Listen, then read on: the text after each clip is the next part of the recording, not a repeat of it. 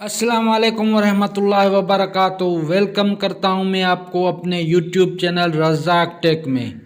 दोस्तों कैसे हो आप सब? उम्मीद करता हूं आप सब खैरियत से होंगे। दोस्तों आज की कहानी है बादशाह और एक अजनबी की।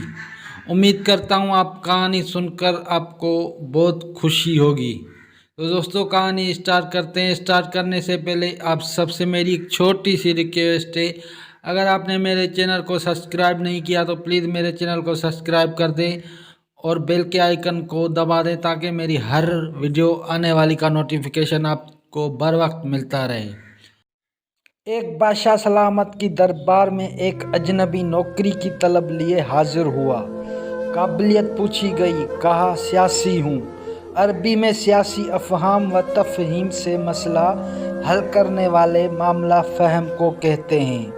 बादशाह के पास सियासतदानों की भरमार थी। उस खास घोड़ों की अस्तंबल का इंचार्ज बना लिया जो हाल ही में फौत हो चुका था।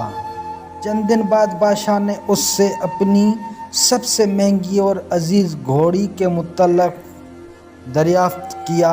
इसने कहा नस्ली नहीं है। बादशाह को ताज्जुब हुआ। उसने जंगल से साइंस को बुलाकर दरियाफ्त किया। उसने बताया घोड़ा नस्ली है लेकिन उसकी पैदाइश पर उसकी माँ मर गई थी। ये एक गाय का दूध पीकर उसके साथ पला है।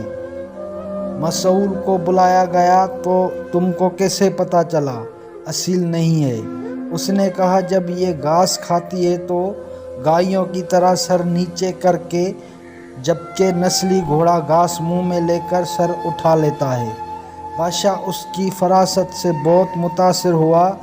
मसनूल के घर अनाज, घी, बन्नी, धनिये और परिंदों का आला गोश्त बतौर इनाम भिजवाया और उसके साथ साथ ही उसे मलका के महल में तैनात कर दिया। चंद दिनों बाद बादशाह ने मसाहिब से बेगम की राय मांगी। उसने कहा तौर तरीके तो मलका जैसे हैं लेकिन शहजादी नहीं है। बादशाह के पैरों तले से ज़मीन निकल गई। हवास बहाल गई। सास को बुला भेजा। मामला उसके गोश गुजार किया। उसने कहा हकीकत ये है तुम्हारे बाप ने मेरे खावन से हमारी बेटी की पैदाइश पर ही रिश्ता मांग लिया था, लेकिन हमारी बेटी 6 माह ही में फौत हो गई थी। चुनाचे हमने तुम्हारी बादशाहत से करीबी ताल्लुकात कायम करने के लिए किसी की बच्ची को अपनी बेटी बना लिया। बादशाह ने मसाहिब से दरियाफ्त किया तुमको कैसे इल्म हुआ कि ये शहजादी नहीं है? उसने कहा उसका खादमों के साथ सलूक जाहिलों जैसा था और बदतर था। बादशाह उसकी फरासत से खासा मुतासिर हुआ। बहुत सा अनाज, भेड़ बकरियां बतौर इनाम दे दी। साथ ही उसे अपनी दरबार में मुतय्यन कर दिया। कुछ वक्त गुजरा। मुसाहिब को बुलाया, अपनी बारी दरियाफ्त किया। मसाहिब ने कहा जान की अमान। बादशाह सलामत ने वादा किया कि मैं तुम्हारी जान नहीं लूँगा, तुम बताओ।